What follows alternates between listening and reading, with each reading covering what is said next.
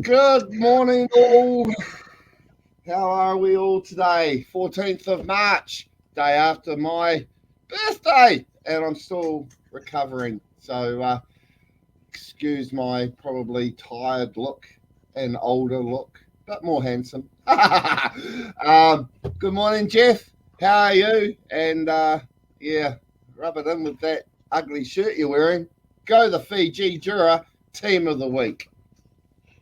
Yeah, happy birthday for yesterday, Rabs, and yeah, good morning to everyone. Look, mate, I've got a really good memory, a long memory, and I remember you spouting off about Wellington last year and beating North Harbour, and a fluke win by the Hurricanes over the Blues last year, and so I had to soak that up, mate. So this is just my moment in the sun. So yeah, this won't be the last of it. You'll hear a bit more about the mighty Blues over the Hurricanes. That's a good one.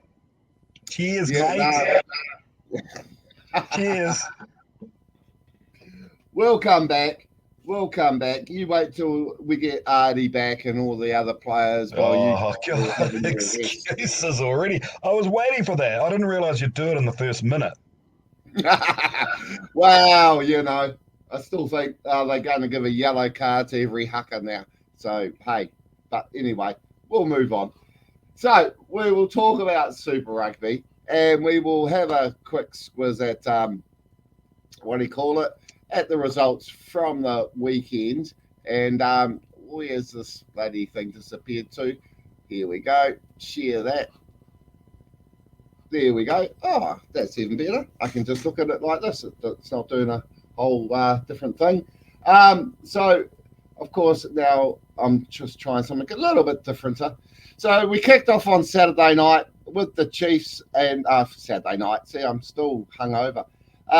Chiefs and the Highlanders. It was a tough battle for the Chiefs against the Highlanders there on Friday night, wasn't it? Yeah, well, I think we discussed this last week. We sort of felt that the Highlanders, after two hidings, there's only one way for them to go. They had to suck it up. They had to really put in an effort. Having Aaron Smith back, Ethan de Groot, Shannon Frizzell, I think that gave them a bit of impetus as well. And, it was really competitive there for a bit, but the class of the Chiefs shone out in the end. But it was exactly as we expected, wasn't it? I mean, I can't remember what the points differential was that we both went, but I think we got it pretty well right that game. Yeah, no, we started the weekend off really, really well. And then we crashed and burned in Melbourne. We both went the Waratahs. What is going on with the Waratahs? I mean, they should have beaten the Rebels, and the Rebels got up easily, 34-27. Stacey Illy had an awesome match. Yeah, I was nearly going to change that when I saw the stat that the Rebels had beaten the Waratahs the last 4 times they'd met. That was quite a telling stat for me. And then, but I don't know. I think what happens here when we make these picks is we go traditionally, don't we? We always think the New South Wales Waratahs, they've been around for forever. They're the established team, and we always look to what's happened in the past. We probably should have really put our thinking caps on and looked at form, and we might have been able to pick this one correctly. But yeah, I stupidly went with the Waratahs, as I think the majority of people did. But we can't really say the Rebels are the real deal because they went over to Perth and got beat, didn't they? So it's like, how do you measure all this? This is the thing, isn't it? So it's a tough comp. I didn't have a good tipping weekend all around actually with my especially with the NRL picks. What a shocker! We won't even go there, but you got a few of these ones wrong. How did the Sharks go against the Roosters or whoever they. I told you the Sharks. Not the Sharks. Who was the other one? Oh, the I said the Dolphins. Sharks. No. No, I said the Sharks would win. I think over somebody, and they did. Can't remember who it was now, but that's the NRL. Who cares? Yeah, I know. Anyway, and then we hit Saturday, Fiji. Now you're saying about traditionally go picking. The Crusaders have now only won one game in 4 goes in Fiji. Yeah, that's an interesting telling stat, isn't it? And again, if you go back to all those picks and the thousands of people that are in that predicted the Super Brew comps, 2%, only 2% picked the Drua. And I don't know if they used their head or their heart when they made that pick, but 98% of people picked the Crusaders. So it just goes to show what a massive, massive upset that was. And there were a few tries disallowed there as well. Mm. So could have been the margin could have been more. Well, I mean, and mainly because the Heartland page we run, this is broadcasting on. We had a massive spike because the Drua are in 5th place now. We had a major spike in people keeping an eye on what I'm posting anyway, and it was like 250, 300,000 people on average every 28 days. Boom! It's over 500,000. Just the table alone was shared almost 400 times. There was over 3,000 people loved it, literally love hearts on it. And I'm just Yeah. going, because I had to quickly scroll down, because on average we don't get a lot, and but then I thought, why have I got the spike? And it was literally just the up-to-date table. And I just went, wow. And I had a look at who loved it and who liked it. And I can tell you right now, they were all Fijian people. So it must have been the entire Fiji nation must have jumped on there and went, woohoo, we're in 5th place. So Well, then we what a get, huge win. oh, it has to be. And we will definitely give them the, what do you call it? Kudos. Yeah, Applause. it is. And I just got thrown because Kelvin just said these were results from the last games. Yeah, that's true, Kelvin, because we start off by trying to justify our incorrect picks from last weekend. We will get to this weekend's picks in a minute. It's got to be one of the biggest upsets in Super Rugby in recent years. Fiji Drua have always been a strong-looking team, a lot stronger than Moana Pacifica. They did win the Australian NPC when they were in Australia, New Zealand groups. They were giving the Aussies always a run for their money over there. So, big kudos to the Fiji Drua, and and then we'll skip the next game. Okay, all right, here you go. Why did you guys win by 6 points and think you are now? It's the Blues year. Who says that? I said to you last week, mate. I said, get over the fact that a girlfriend, a guy stole your girlfriend back in the day and he is from Auckland. I mean, I haven't said that. When did I come to you and say that we're going to win the championship? Good. Who says that? Is that some Auckland journalist pissed you off? Yes. Not me, mate. Wasn't me. I just thought I thought it was an average game. To be fair, it was only exciting because of the scoreline. I think both teams probably would come off there thinking that they can probably do better. The Hurricanes can cry all they want about losing Artie Savia. You're not a one-man team. The Blues had a third-rate front row in there. They didn't have Offa Tuangafasi or Kurt Eklund or Nipo Laulala. They didn't have Mark Talia either.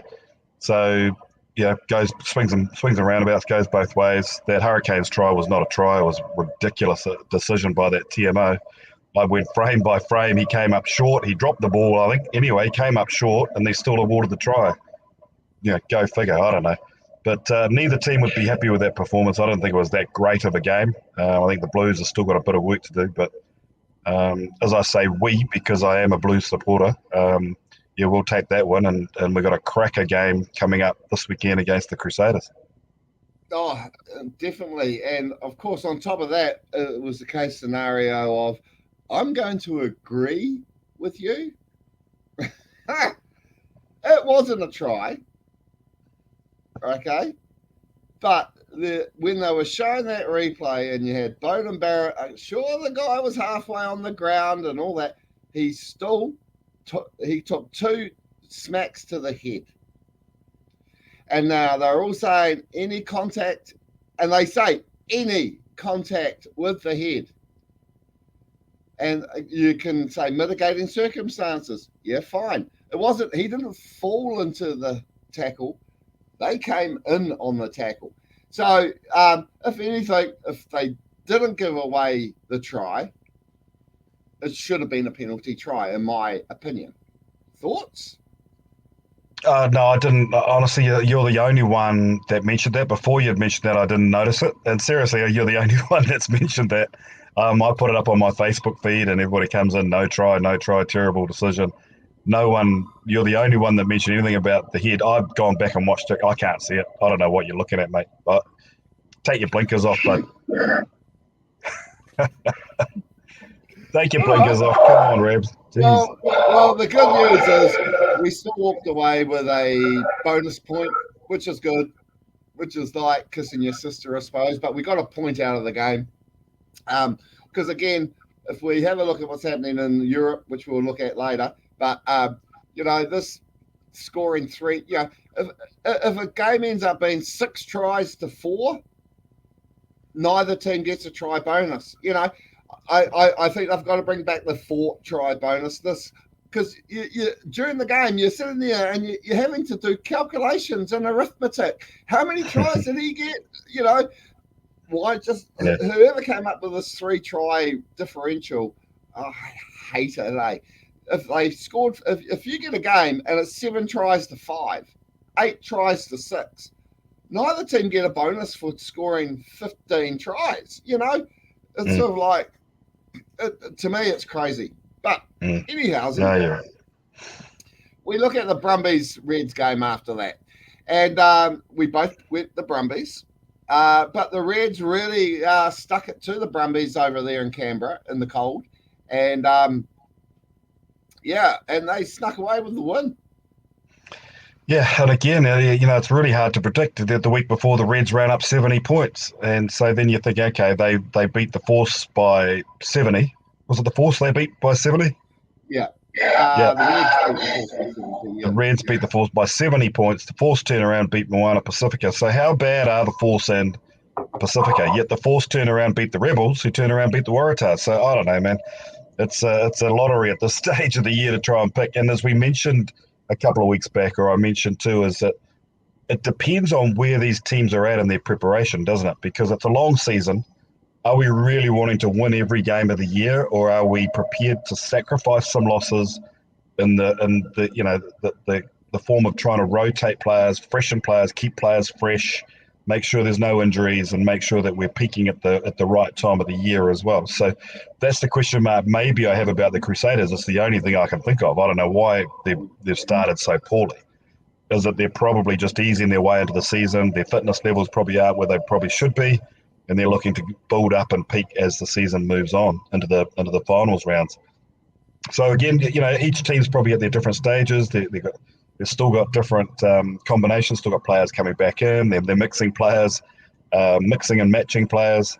As I said about the Blues, they tried a whole new front row there against the Hurricanes, which was pretty risky. They got the win in the end, but I looked at that and I thought, boy, that's a ballsy effort, especially against Dane Coles and Terrell Lomax. I was like, holy, but came off. So we don't know what these coaches are thinking. We don't know what preps, at what stages of prep these teams are at. So it is really, really hard to predict at this time of the year, isn't it? It certainly is. And then, of course, with that game at midnight, I was sort of really on the Terps by then, and got to watch the Force play Moana Pacifica. I did go to the Force to win this game, but I thought Moana Pacifica might have found the travel to Perth a bit hard, and it ended up being basically a 3-point victory to the Force, who must be just thinking, well, what's this? Why are we so high on the table? I mean, they've picked up a couple of good wins out of 3 so far, and Moana Pacifica just can't seem to take a trick. And the Force, well, yeah, I mean, they must be loving their start to their season. Yeah, exactly. And that Drua Moana Pacifica game, you look at that again, and Drua won that in the last minute or two, and that could have gone either way too. So, but then you look at where they are on the tables. It's an interesting comp, to say the least. Oh, totally. So, I mean, with the poor old Highlanders, languishing there on the bottom, I'm sure they'll come back, and stuff like that. But we got the Chiefs, okay, on top, your main team. But we've got the ACT Brumbies. But then you look at the tries and the tries conceded and all that. And you look at the Blues. They've got 13 tries, 8 conceded. You got the Chiefs. But between them, you've got the Brumbies who are just doing the business. 8 tries, 8 against. So they're not really. They're doing enough to get the win. I mean, their points for and against are low and everything like that. I mean, even Moana Pacifica have scored more tries than the ACT Brumbies. So there's plenty of attacking rugby. And then, as I said, Queensland with that 70-point win over the Force. They're languishing down in 9th place and me going, hang on, we've scored 14 tries this year. What the hell is going on? They've picked up a couple of bonus points. Melbourne Rebels, they've picked up a couple of bonus points. So, it's definitely making its way. We're starting to see the split occur already. And the only reason that the Blues are above the Hurricanes is because I think you've got a 10-point or 1 try differential, basically 7-point differential. So, but something I have pulled up, which I thought could be interesting, and that is the current stats.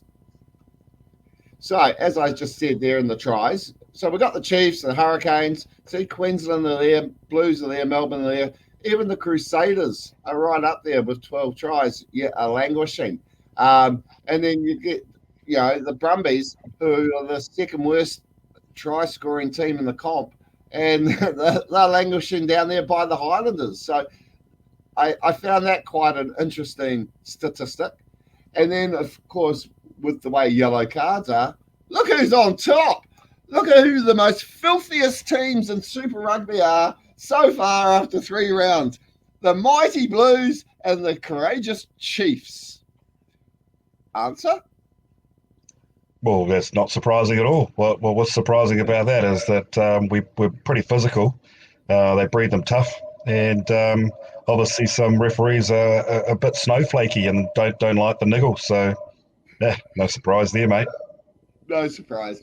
Well, I had to show that because I thought, well, why not? Because No, good, yeah. The thing with that too is you got to look at the telling stat there. Brumbies have beaten the Blues. I think that's quite telling. The Brumbies defensively, obviously very outstanding. They've only conceded 8 tries. So while you looked at how many tries teams have scored, you've got the Reds in there. I don't know how many tries they scored on their 70 points over the Force, but that would be a bit of a skewing those stats there as well. So the Brumbies, to me, are real dark horses. They've obviously got a very, very good defence. That game against the Reds there, they had a couple of tries disallowed. They're very well executed tries. For whatever reason, they were disallowed. So, you take that with a grain of salt as well, I think. Yeah, well, true. So, anyway, that was last week. So, Kelvin, we've got this week's games now for you. So, I'll just quickly blow this up again a bit more so we can see what we're looking at. So, Friday night, Mighty Hurricanes are hosting the Waratahs. I believe that is here in Wellington. Yep. Just double check that. And it just totally disappeared on me. But yes, so I may go down to the stadium because one thing I do know is that I'm sure I'll be able to find a seat. So this is the point I'm bringing up here. We've had a couple of good crowds around the place, but and I'm sure it's only the start of the season. But we're getting Super Rugby or picky crowds at the Super Rugby men's games, aren't we? I mean, we had the Auckland and the Blues game. Sure, I had an excuse. I was on the plonk. I was celebrating my birthday all weekend, and that's one reason why I wasn't at the game, even though it was just down the road from me. But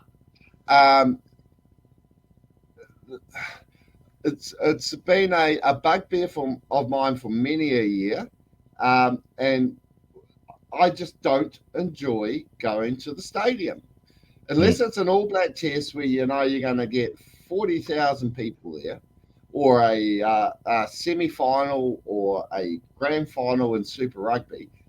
If you go to just a normal regular season match, I don't want to be paying $20 for a can of beer. I don't want to be paying $10 for a cold pie.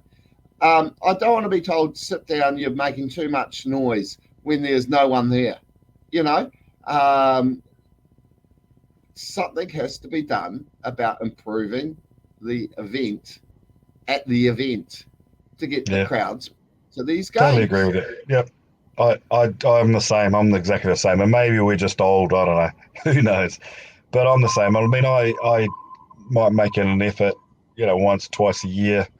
But again, it's that car parking. It's getting home from the stadium. You have a couple of beers now. You got to find your way home. And again, you're paying exorbitant prices for a drink and some food. You've still got to pay to get in. And then you go wait in line, and you might miss a try as well. So I don't know, man. We're old school. And when you talked about the Super Rugby Aupiki, you got the woman there playing curtain raiser. Well, it's not really a curtain raiser. They kick off at 4:00, and they have to be off the field in time. So give the main teams about an hour to warm up. So gone's the days of the curtain raiser coming off the field and maybe lining the tunnel so the main teams run out and play. Like you do at club rugby. You got your senior reserves at 1 p.m. and your main game kicks off at 2:30. So you're expected to go there at 4:00 to watch the so-called curtain raiser and stay there till 9:00 or 5 hours later, 6 hours later, until the main game finishes. Don't think so, mate. It's a hard one, isn't it? Because I really feel for these stadiums and the organisers and whatever, trying to get people through the gate. But it's too easy for us to watch it on our big screen in the comfort out of our own home, and drink our beer's cold, the fridge just around the corner, the toilet's just down the hallway. You can turn the sound up, you can yell and scream as much as you want, and you don't have to drive anywhere. So that's a hard one, mate. Well, yeah, you can yell and scream, but then you got the good wife looking at you going, keep it down. She should be yelling and screaming too. Yeah, but the thing is, and you mentioned car parking there as well. And I'm just talking Wellington Stadium here, West Sky Stadium. I took the son to Armageddon. We parked our car. It cost me $5 for the day, from 9:00 to whatever time we left. $5. I go and park in exactly the same car park for a Hurricanes or a Test match, and it's $30-$40. How does that work? It's the same piece of dirt I'm putting my car on, that, and so you got that before you even walk into the stadium. It's just ridiculous. And if anyone in authority is listening, pull your head in, make it enjoyable, make it affordable for people to get to these games, and do something. Put on a concert between the girls and between Aupiki and the main game. Do something, because you're losing the fans. That's it.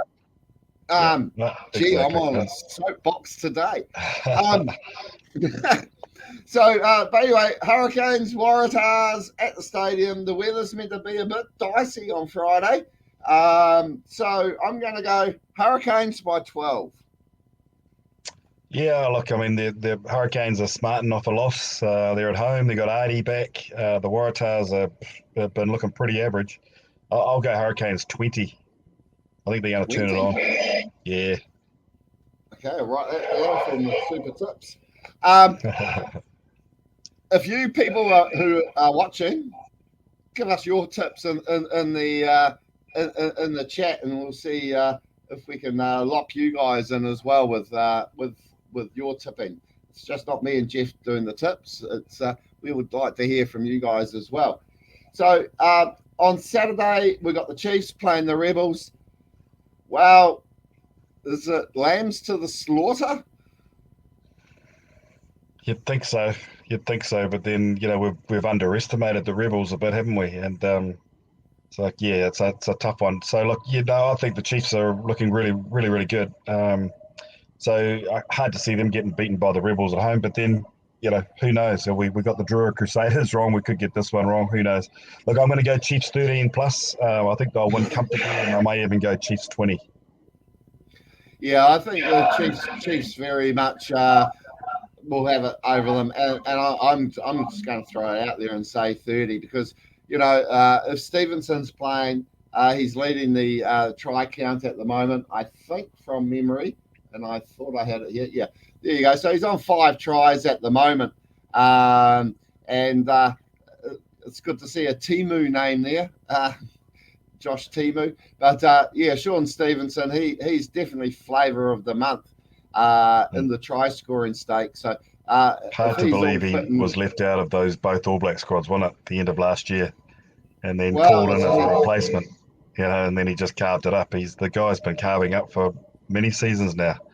Very underrated player, and he's obviously not in the All Black mix because they didn't even pick him for the All Black 15 or whatever they called it at the end of last year. Yeah, well, hang on, I'll just quickly mute me because I have. That's better.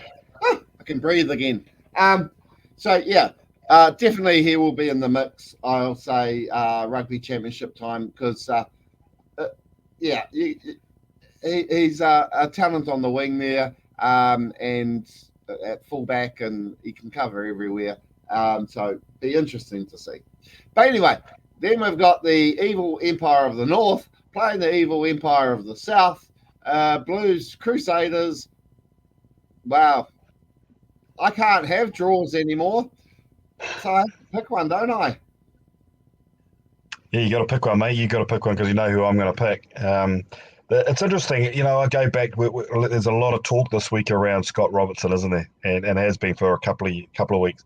Just wonder whether that's impacted on his ability to own this dressing room, and whether the Crusaders players are thinking, oops, he's going to be the next All Black coach. How much of a factor is that in their preparation, in their preps? And well, they're in the shed and he's talking to them. You got reporters talking to him as he's coming off the field during warm-ups. He's flustered. He's mixing his words. He's not quite getting sentences out properly. You can see he's under a hell of a lot of pressure. And that loss last weekend it's got to be messing with his head somewhere, and so there's 2 ways it can go. I guess it can just keep going down, and it becomes a toxic environment, or they actually address it and turn it around, and they come out firing, and they can. I mean, the Crusaders could turn around and win by 13 plus. We know that they can do that. They've got the players right across the park. At the moment, they're just not performing. The Blues. Yeah, okay, they beat a hapless Highlanders team. They lost to the Brumbies, and it wasn't an emphatic win against the Hurricanes. So how good are the Blues, we don't know. But if we have a look at the points table purely and simply, the Blues should win this, and the Blues are at home. Depends what teams they put out, but I'll stick with the Blues, and I'll stick with 6 points. Okay. Well, my affiliation with the Buller Boys and the Red and White of West Coast, I will go 12 and under to the Crusaders. Oh, well, I've gone 12 and under too then, I guess, eh? Yeah, I hate saying that. See, why can't we have a draw? I know you can have a draw at the end of Golden Point, but why can't we just have a draw? If 2 teams can't sort themselves out after 80 minutes, 2 points each. If they've both had, if one's just gone kick all game and the other one's been going try, the other team could walk away with 3 points. You know what I mean? So, and this is where the 4-point try bonus thing again. What if it ends up being a draw at 80 minutes and both teams have scored 4 tries? We've had a great game. Let's walk off the field and think, wow, what a match. Mm. But I anyhow, do like. I do like. I mean, yeah, okay. I do like the golden point. I do like to find a winner. It just adds a little bit of spice at the end of it. But I hear what you're saying. I mean, again, it's old school. We seem to be following what the NRL's doing or what other sports are doing and trying to find mm, a winner. You know, even in soccer, they have penalty shootouts. I'd hate to see penalties, but yeah, I mean, it is what it is, and I haven't got a problem with it at this stage. It's not something that's really bothering me. well, I have seen that in the last few years. This penalty shootout after the end of Golden Point. It was a knockout game. I think it was in the European Cup, and they literally had a penalty kick shootout, and Mm. they got different distances and all that, and every time it was a different guy doing the kick. So that was actually quite enjoyable to watch because you get some guys you think, can he actually kick the ball? And it added a bit more spice to the whole entertainment factor. So anyway, after that, then okay, Blues Crusaders. We got the Brumbies taking on Moana. Now, again, I thought Brumbies should have got up over the Reds a lot more comfortably than they did. Moana have now been in Australia for 2 or 3 weeks now. They got close to the Force. Can we see an upset here? Remembering Moana did beat the Hurricanes last year. Yes, They, yes, we can see an upset, but again, if you look at it, mate, put your thinking cap on. The Brumbies should win this easily, and it should be 13 plus. When we come to my Super Brew picks and that, I'm going to be picking Brumbies. I'll probably pick Brumbies by 15. well, I might just, for the hell of it, because Yeah, one go of us on, is going to be right and one of us is do going it, to be wrong. do I'm it, going to mate. say Moana 12 and under. Good on you. Yeah, because I mean, I'm sure they've been over in Perth and all that, but being away like that can gel a team, as you know, and they'll be working on what they have. They, as far as I'm aware, they would have just gone straight over to the east coast and from Perth, and I don't think they came home. It would be far too much of a travel. If they did come home, then it's Brumbies all day. But if they've stayed in Aussie, yeah. Moana for me, 12 and under. If I'm wrong, comment in the comments below. And anyway, and then we got Sunday afternoon, a 3:30 game, and that's the Highlanders hosting the Force. Is this when the Highlanders finally pull it out of the bag and get their win first up for the season? Oh, look, our Aussie viewers are going to be pretty angry with us because we're so biased by when we talk about all this. But yeah, I mean, I honestly believe that I saw enough on the Highlanders last weekend to think that they've possibly turned it around a bit. They've shored up their defence. They seem as though they're retaining the ball a bit better. They're getting edging or introducing their All Blacks back in again. And the Force again, they're not a major force, excuse the pun. So I think this is an opportunity for the Highlanders to get their first win of the season. So I'll be picking Highlanders by 8. Oh, okay. I'm going to go Highlanders by 12. There we go. So still 12 and under on the TAB. So game 6 o'clock, time for the news. So the Kiwis won't be watching it, but of course we will be keeping a slight eye on it. And that's the Reds and the Drua. Can the Drua back up their victory, or will they be still having a hangover from all the carver from last weekend? Yeah, well, maybe someone can enlighten us as to how much cover they had over the weekend too. See how they pull up here. They got to travel now from Fiji into Reds territory. Yeah, the consistency's a question mark around the Drua. I think they got the goods to win, and the Reds have shown enough, I think, that they'll be competitive. It'll be a real close game. I'm going to pick the Reds by 1. Wow. Okay. I was a bit. I'm a bit torn about this because I mean, they started Tom Liner last week and they went, okay, here you go, boy. And it wasn't until they took him off and brought James O'Connor, who still must be the Peter Pan of world rugby because he still looks like a 12-year-old. He's well into his 30s, twilight of his career. but he did change it up for the Reds a bit. Tom Liner is still learning the craft. So I think I'm going to head towards the draw, only because I think they've got some big men there that can do some big tackles. And if they can shake up the Reds early, I think the draw will get up. So we've got plenty to talk about next week because we've gone opposite ways quite a few times this week. And either one of us are magicians and magic and just can read the future, or the other one just doesn't know what the shit he's talking about. Well, I think if you look at the Super Brew table, you'll see that I'm top 3 still, and you're probably are you 80? No, I've moved up to, I think, to 61st or 71st. I was going really well until that bloody couple of those games, but then I did notice that you dropped a few, and quite a few people did. No one got a bonus point this round. Let's just put it that way.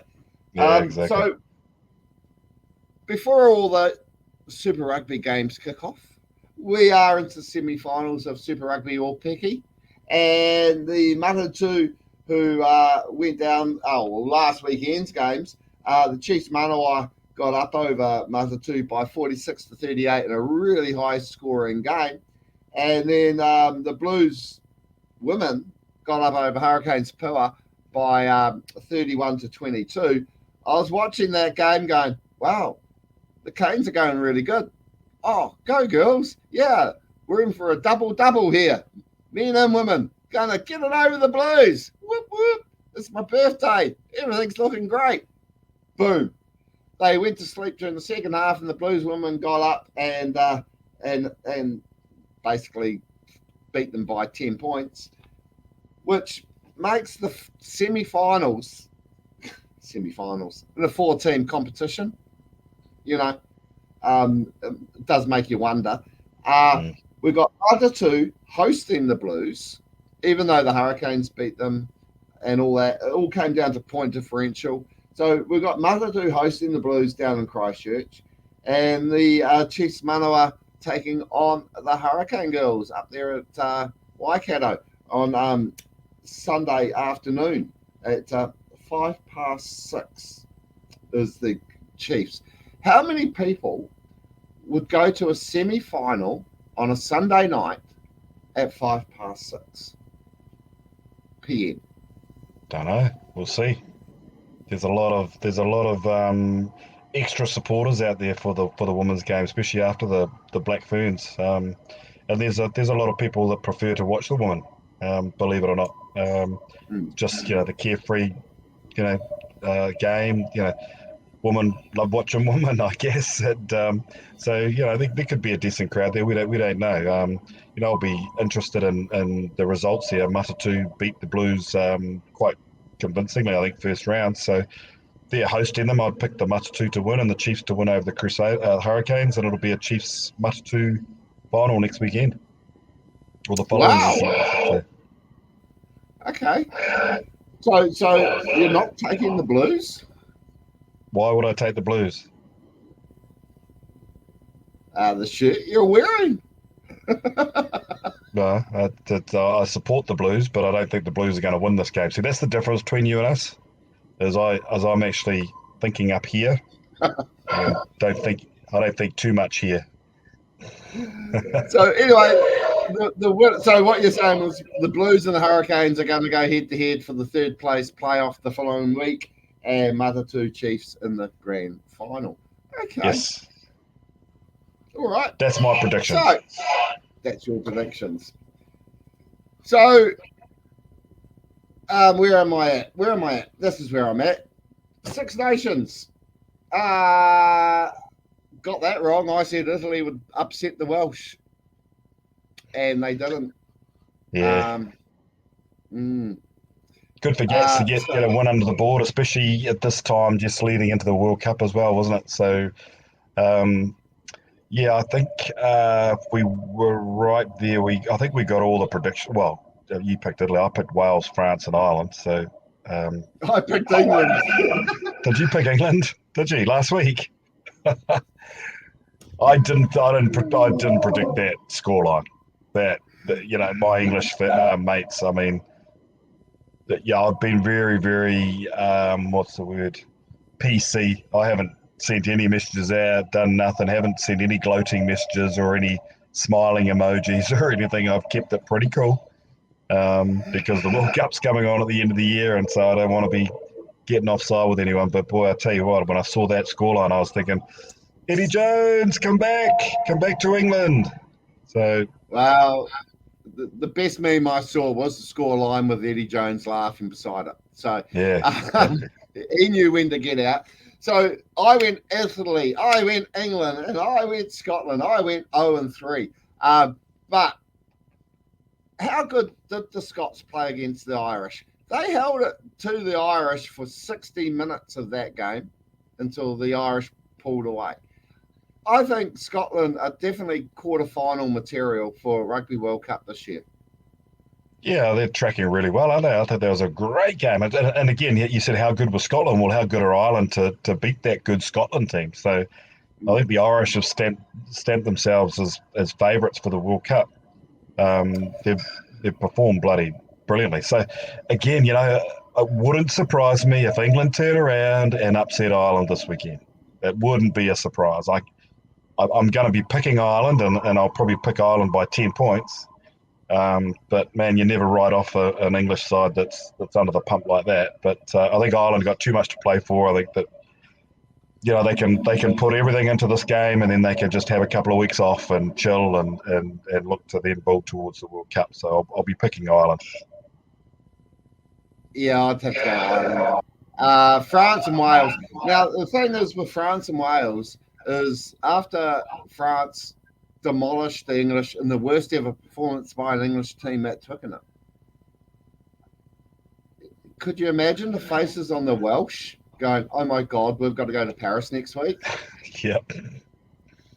Are we going to see another 50-pointer from France over Wales?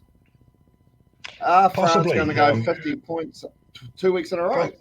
Possibly. If they're on a roll and the French are on a roll and they're in playing at home, and this is the last game of the Six Nations. I mean, they're possibly, absolutely, why not? And they've just got some classy players all around the pitch. Their forward pack's bloody monsters, and they've got a number 9. I can't remember his name, but I'd probably rate him as probably the top halfback in the world at the moment. They've just got class right across the pitch. So the fact is, it's not just Wales going, oh my God, we've got to play France in Paris. The All Blacks are thinking, we've got to play France in the opening game of the World Cup. So in Paris. They'll be wanting in Paris. So both France and Ireland will be wanting to really lay down some markers there for what's going to happen at the end of the year. Oh, and if anything, it really emphasises this year's rugby championship even more. What are we going to, because the All Blacks, the Wallabies, and all that, Argentina, South Africa, all have to put their cards on the table when we hit the rugby championship to say, yep, okay, we've been watching you guys. This is now what you have to come up against, which is going to be really, really interesting. So, as I said, there's the table anyway. Ireland on top. They've just got to basically pick up a bonus point and not lose by, if France can pick up a huge win. Yeah. But then France still have a chance to take out the championship. I mean, if they pick up the bonus point win by more than 20, Ireland pick up a loss bonus, France could still pip them at the post. So it's all still on in that final weekend. So, so what we have to look for here now is Major League Rugby. Major League Rugby. James, if you're watching this, how did you go to New Orleans and get beaten 31-5 by New Orleans Gold? Congratulations to New Orleans, but 31-5. I did say that the road trip a few weeks ago, if you remember, road trip in between 5 games, 2 home, 1 away, 2 home, might have been a bit of a trip up for them, but 30 points. Wasn't even close, was it? I picked New York by 26, and up to then, I think in the Super Brew picks for Major League Rugby, I think I was sitting second or third there. I was trucking along really well, and I thought, oh, here we go, New York. Yeah, Mm. I got them by 26. It wasn't close, and New York were way off the mark, weren't they? And I think a lot of that was the breakdowns. They lost a lot of that breakdown, and New Orleans turned ball over.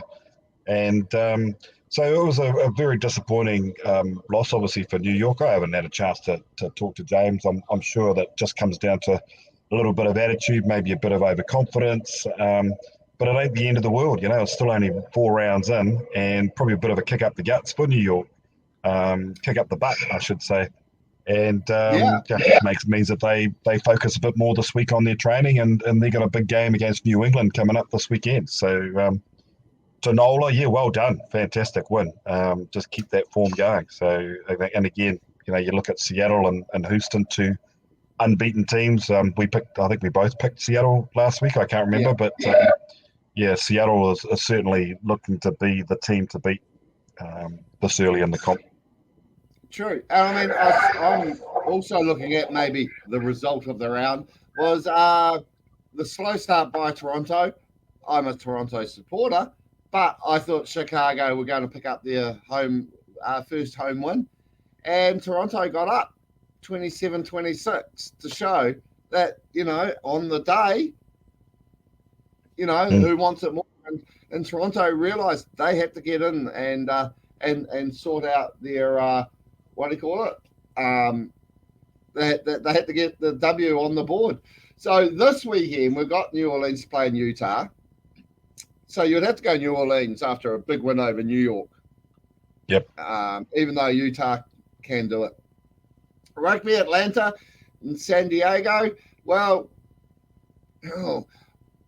I'm going San Diego mainly because of the Martin Lonu factor. I haven't seen the team lineups, but I'm sure Stacey Montgomery, if she's watching this, should kill me if I didn't go for San Diego.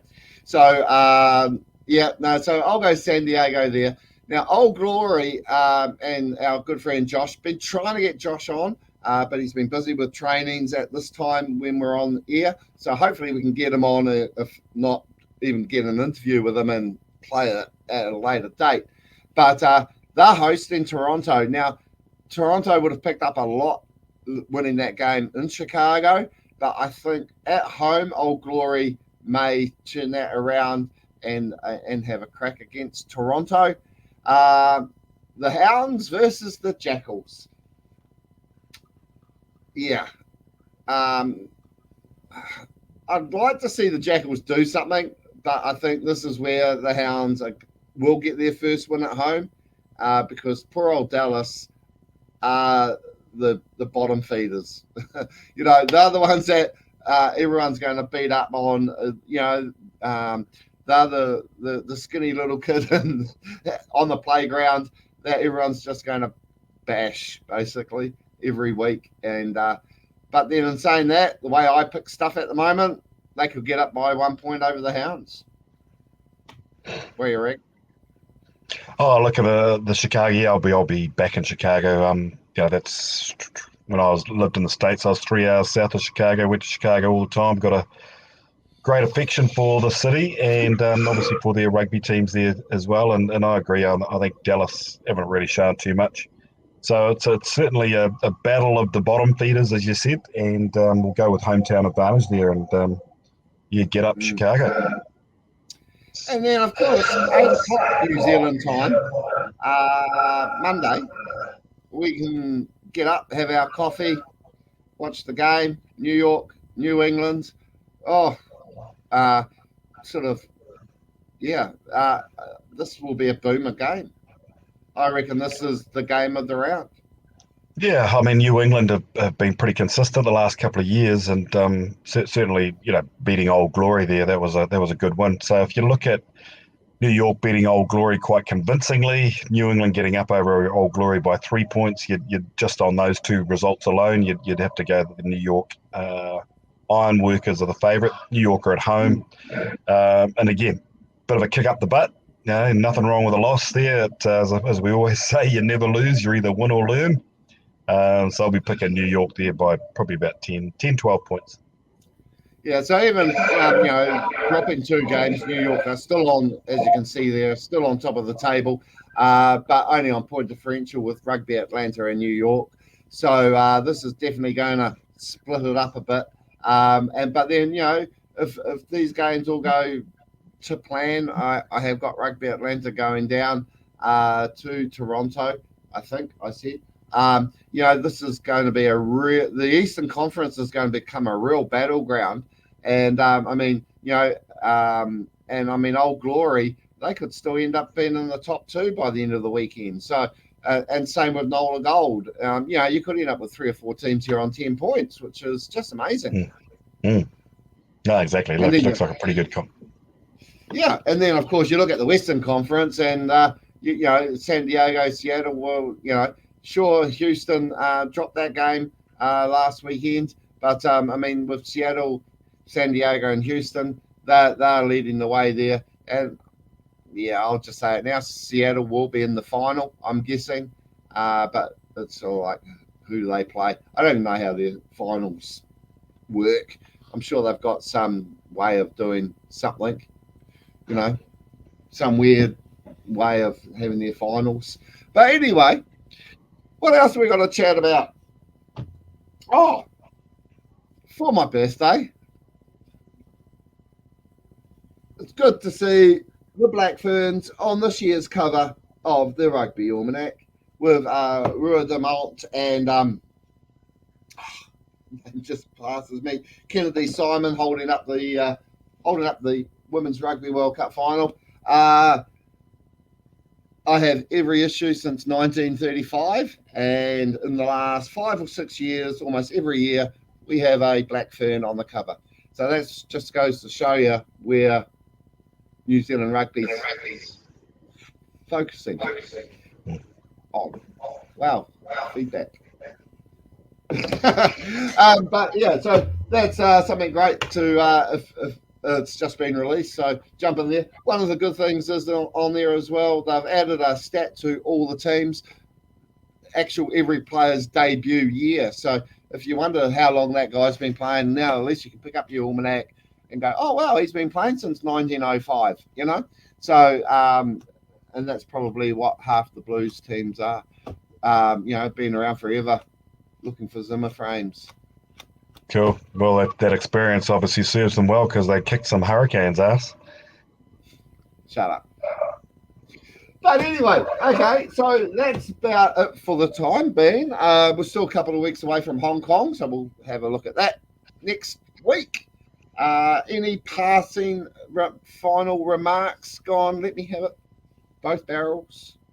No, mate, no. Your memory is going to be a good one too. So it's always good when the Blues play the Hurricanes or Wellington plays North Harbour. So we'll just keep the banter going, mate. Just don't get too carried away with it like you did last year. Oh, I'll totally get away with it. This year, I think it's July the 12th, I think it is, off the top of my head. Wellington have announced their Heartland Ramfurly Shield challenges. They will play Horowhenua Kapiti in Levin, which is awesome. It'll be a huge day for everybody in Levin. So as soon as those tickets go on sale, get there. We'll see a good old-fashioned crowd at a Ramfurly Shield match. How good is that? Wellington should win that. Wednesday, July the 19th at Westpac Stadium. I'll be one of 5 people in the stadium watching them play the Meads Cup double champions South Canterbury. So it'll be interesting to see how and it's on a Wednesday. But the thing is, it'll be interesting to see the crowd at the game in Levin and then the crowd at the game at Sky Stadium, and then people turn around and say to me, why, maybe start agreeing with me. Get these Ramfurly Shield games back into the provinces where you'll get support. Because I can tell you what, there'll be more people at Levin than there will be at Sky Stadium. Yep, absolutely. 100%. Remember when Auckland took it to Paeroa Domain and played Thames Valley, and that was fantastic. Thames Valley scored a try early on, I think, and made us like an earthquake. Bloody brilliant. But you wouldn't have had that at Eden Park. No, it wouldn't even rattle the flags. No. No. And the same when Auckland went to Auckland had been to the West Coast. They've taken the Shield to Ruatoria. Same with Canterbury. Have taken it around the place a little bit when they've held it. So I'm really looking forward to the game in Levin. I may even get up there myself for that one, just to feel the old school Ranfurly Shield era type crowd. I think it'll be great. So anyway, that's basically us for another week. And lastly, but not leastly, we had our first Rugby Nutters Club on Friday night. We did leave it a bit late, telling people what time it was on. So we'll just shout out everyone now. 5 o'clock. We'll send out a Zoom link. It will not be live streamed, so you can just knock yourself out, say what the hell you like, and it'll be awesome to see everyone from all over the world join in. We did even have a chat. Our friend Wolfgang from Serbia. So he got up at 5 in the morning or 6 in the morning in Serbia to come in and join us to see what we were bleating on about. So it's open to the world. Come and join us, and let's see if your picks can match our picks for the upcoming weekend's rugby. So until next week, Geoff, catch you later. Beautiful. And we'll speak to everyone next week. See you later.